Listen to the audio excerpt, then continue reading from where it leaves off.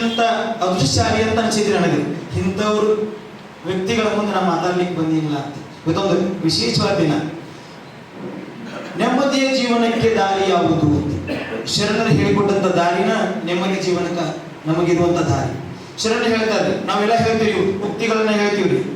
ಉದ್ಯಮೇ ನೈಸಿದ್ದಂತಿ ಕಾರ್ಯಾನಿ ನಮನರತೈ ನೈಸುತ್ತ ಶಿಶಿಮಸ್ಯ ಪ್ರವಿದ್ಯಂತಿ ಮುಖೇ ಮೃಗ ಅಂತ ಹೇಳ್ತೀವಿ. ಹಲವಾರು ರೀತಿ ಹೇಳ್ತೀವಿ. ದೈವದ ಬಗ್ಗೆ ಹೇಳ್ತೀವಿ ಅಥವಾ ದೈವಿಕ ಪುರುಷನ ಬಗ್ಗೆ ಹೇಳ್ತೀವಿ. ಅವ್ರು ಅದನ್ನ ಹೇಳಿದ್ರು, ನಾವು ಇದನ್ನ ಮಾಡಬೇಕು ಅದನ್ನ ಮಾಡಬೇಕು ಅಂತೇಳಿ. ಶರಣ ಹೇಗಿದ್ರಿ? ಶರಣ ಹೇಗೆ ಒಂದೇ, ನಿಮ್ಮ ಕಾಯಕವನ್ನು ಮಾಡಿ, ನಿಮ್ಮ ಕಾಯಕವನ್ನು ಮಾಡ್ರಿ. ಆ ಕಾಯಕದೊಳಗೆ ದೈವತ್ವವನ್ನು ಕಾಣ್ರಿ. ಆ ದೈವತ್ವದ ಮೂಲಕ ನೆಮ್ಮದಿ ಕಾಣ್ರಿ. ಆ ನೆಮ್ಮದಿ ಮೂಲಕ ಏನ್ ಮಾಡ್ತೀರಿ? ಮುಕ್ತಿ ಬಂತೀರಿ ಅಂತ. ಹೌದ್ರಿ? ಸರ್ವಜ್ಞ ಹೇಳ್ತಾನ್ರಿ ಒಂದು ಸಣ್ಣ ವಿಷಯ. ಸರ್ ಹೇಳಿದ್ರು ಅರ್ಥೈಸಿಕೊಳ್ಳೋದ್ರೊಳಗ ಬಹಳ ಮಹತ್ವ ಐತಿ ಅಂತೇಳಿ. ಆ ಕಾರಣಕ್ಕೆ ಈ ವಿಷಯವನ್ನ ಹೇಳ್ತೀನಿ. ಸರ್ ಒಂದು ಮಾತು ಹೇಳಿದ್ರು ಆ ಕಡೆ ಹೇಳೋಕೆ. ಅವ್ರ ಮಗ ಅವರಪ್ಪ ಬರೆದಿಟ್ಟಿದ್ದನ್ನ ಸರಿಯಾಗಿ ಅರ್ಥ ಮಾಡ್ಕೊಳ್ಳಿಲ್ಲ ಅಂತ. ಹಾಗೆ ನಾವು ಕೂಡ ಸರ್ವಜ್ಞ ವಚನ ಯಾರಿ ಏನ್ರಿ? ಕರೆಯದೆ ಬರುವವರ, ಕರೆಯದೆ ಬರುವವರ, ಬರಿಗಾಲಲ್ಲಿ ನಡೆಯುವವರ, ಬರೆಯದೆ ಓದುವವರ, ಕರೆದು ಕೆರದಲ್ಲಿ ಹೊಡೆಯಿಂದ ಸರ್ವಜ್ಞ ಅಂತ ಹೇಳ್ತೀವಿ. ಇದನ್ನ ಅರ್ಥ ಏನ್ರಿ? ಬರಿಬೇಕು ಓದ್ಬೇಕು ಅಲ್ಲಿ ಅರ್ಥೈಸಿಕೊಳ್ಳುವಂತ ಮನಸ್ಥಿತಿ ನಮ್ಮಲ್ಲಿ ಇರ್ಬೇಕ್ರಿ. ಹೌದ್ರಿ? ಕರೆಯದೆ ಬರುವವರ, ನಮ್ಮನ್ನ ಯಾರು ಈ ಜಗತ್ತಿಗೆ ಕರೆದಿಲ್ರಿ. ಕರ್ದಾರ ಯಾರಾದ್ರಿ? ನೀನ್ ಬಾರಪ್ಪ ನೀ ಹುಟ್ಟಬೇಕಿಲ್ಲ ಅಂತ ಅಂದಾರಿ? ಇಲ್ಲ, ಅದನ್ನ ಹುಟ್ಟೀವಿ. ಹೌದ್ರಿ? ಬರೆಯದೆ ಓದುವವರ ಅಂದ್ರೆ ಏನ್ರಿ? ಯಾರು ಯಾವುದನ್ನ ಬರ್ದಿಲ್ಲ, ಶರಣರು ಬರೆದು ಹೋಗ್ಯಾರ್ರಿ, ಬರ್ದಿಟ್ಟು ಹೋಗ್ಯಾರ, ವಚನಗಳನ್ನ ಬರೆದಾರ. ಅವರ ಅನುಭವ ಮಾತುಗಳನ್ನ ನಮಗೆ ತಿಳಿಸಿ ಹೋಗ್ಯಾರ.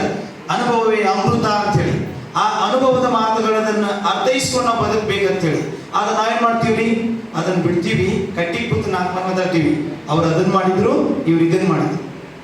ತಾಯಂದಿರು ಜಾಸ್ತಿ ಅದವ್ರಿಗೆ ಅರ್ಥ ಆಗತ್ತೆ ಅನ್ಸುತ್ತೆ. ಹೌದ್ರಿ? ನಾವು ಅದೇ ಕೆಲಸ ಮಾಡ್ತೀವಿ. ಬರೆಯದೆ ಓದುವವರು ಅಂದ್ರೆ ಬರೆದಿಲ್ಲ ಯಾರು, ಅದನ್ನ ಓದ್ಬೇಡ್ರಿ. ಬರಿಗಾಲಲ್ಲಿ ನಡೆಯುವವರ, ಇದರ ಅರ್ಥ ರೀ ಭಕ್ತಿ ಅನ್ನುವಂತಹ ಒಂದು ಸಾಮಗ್ರಿಯನ್ನ ನೀವೇನ್ ಮಾಡ್ರಿ? ನಿಮಗೆ ನೀವು ಅಲಂಕರಿಸ್ಕೊಳ್ಳಿ. ಆ ನಂತರ ನಡೀರಿ. ಜೀವನಕ್ಕೆ ನಾವು ಬಂದೀವಿ, ಯಾರು ಕರೆದಿಲ್ಲ, ಯಾರು ಪಡೆದಿಲ್ಲ, ಅದನ್ನು ಓದ್ತೀವಿ. ಅಟ್ಲೀಸ್ಟ್ ಒಂದು ಸ್ವಲ್ಪ ಭಕ್ತಿ ಅನ್ನುವಂಥದ್ದನ್ನ ಅಲಂಕಾರ ಮಾಡ್ಕೋರಿ. ಅವಾಗ ನಿಮಗೆ ಪರಮಾತ್ಮನೊಳಗೆ ನಿಮ್ಮ ಆತ್ಮವನ್ನು ಲೀನ್ ಮಾಡಿದ್ರಲ್ಲೋ ನಿಜ ಮುಕ್ತಿ ಹೊಂತೀರಿ ಅಂತ.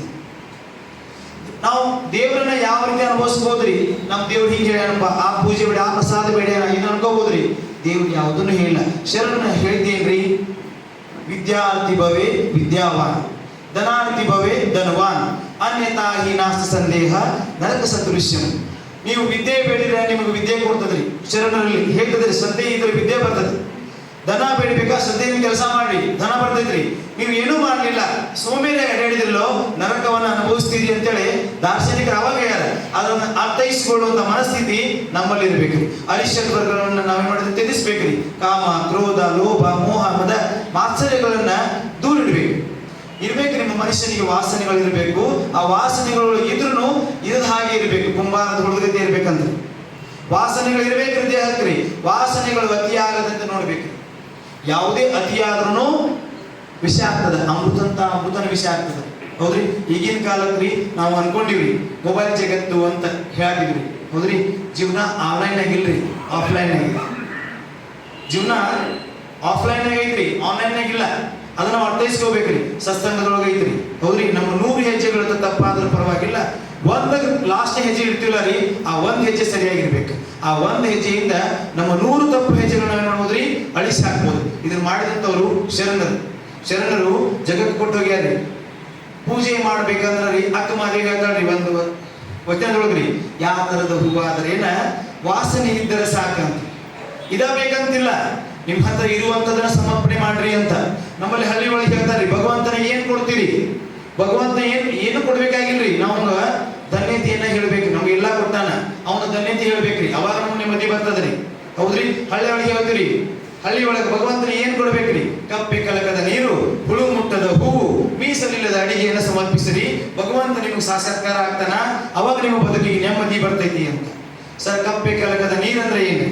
ನಾವು ತೆಂಗಿನಕಾಯಿ ಕೊಡ್ತೀವ್ರಿ, ಕಪ್ಪೆ ಕಲಕದ ನೀರು ಅಂತೀವಿ. ಹುಳು ಮುಟ್ಟದ ಹೂವು ಅಂತೀವ್ರಿ. ಹುಳು ಮುಟ್ಟದ ಹೂವು ಯಾವುದ್ರಿ? ಬೆಂಕಿ. ಉದ್ದಿನ ಕಡ್ಡಿ ಹಚ್ತೀವ್ರಿ. ಧರ್ಮ ಗೊತ್ತಿಲ್ಲ, ಜಾತಿ ಗೊತ್ತಿಲ್ಲ, ಏನು ಗೊತ್ತಿಲ್ಲ.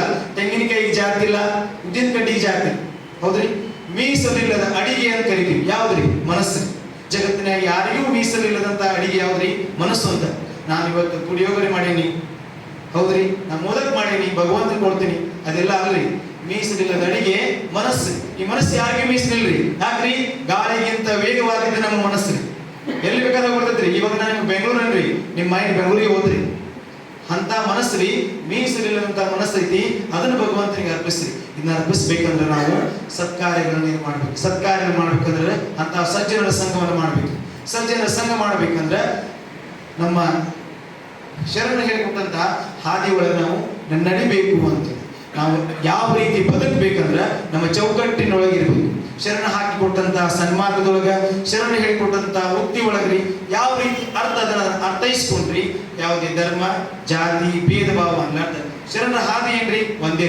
ಕಾಯಕ ಮಾಡ್ರಿ, ಕೈಲಾಸವನ್ನು ಕಾಣ್ರಿ. ಕಾಯಕ ಮಾಡ್ರಿ. ಕಾಯಕ ಮಾಡೋದ್ರೊಳಗ ಶ್ರದ್ಧೆ ಇರಲಿ. ಆ ಶ್ರದ್ಧೆ ಭಗವಂತನಿಗೆ ಅರ್ಪಿತವಾಗಲಿ. ಹಲವಾರು ರೀತಿ ಕಾಯಿಗಳು ಇರ್ತಾವ್ರಿ, ಹೂಗಳು ಇರ್ತಾವ. ಎಲ್ಲಾ ಹೂ ಕಾಯಿಗಳು ಭಗವಂತನಿಗೆ ಸಮರ್ಪಣೆ ಆಗಿಲ್ಲ. ಯಾಕ್ರಿ? ಭಗವಂತ ಇಚ್ಛೆ ಮಾಡ್ಬೇಕ್ರಿ. ಭಗವಂತ ಇಚ್ಛೆ ಮಾಡ್ಬೇಕಂದ್ರ ಆ ಫಲಗಳು ನಾವಾಗಬೇಕು, ಆ ಪುಷ್ಪಗಳು ನಾವಾಗಬೇಕು. ಆ ಪುಷ್ಪಗಳು ನಾವಾಗಬೇಕಂದ್ರ ಪರಿಶುದ್ಧತೆ ನಮ್ಮಲ್ಲಿ ಇರಬೇಕು. ಪರಿಶುದ್ಧತೆ ನಮ್ಮಲ್ಲಿ ಇರಬೇಕು. ಆ ಪರಿಶುದ್ಧವಾದ ಬದುಕಿರ್ಬೇಕಂದ್ರ ಇಂಥ ಕಾರ್ಯಕ್ರಮಗಳು ಆಗ್ತಿರ್ಬೇಕು. ಇಂಥ ಕಾರ್ಯಕ್ರಮಗಳು ಎಲ್ಲರೂ ಭಾಗವಹಿಸ್ತಿರ್ಬೇಕು. ಅದರಿಂದ ಏನಾಗ್ತೈತ್ರಿ? ನಾವು ಇನ್ನೊಂದು ಪಾಲಿಶ್ ಆಗ್ತೀವಿ, ಹೌದ್ರಿ. ನಮ್ಮ ನೆಮ್ಮದಿ ಬದುಕಿಗೆ ದಾರಿ ಬೇಕಂದ್ರ ಇಂಥ ಕಾರ್ಯಕ್ರಮಗಳು ಭಾಗವಹಿಸ್ಬೇಕ್ರಿ, ಹೌದ್ರಿ.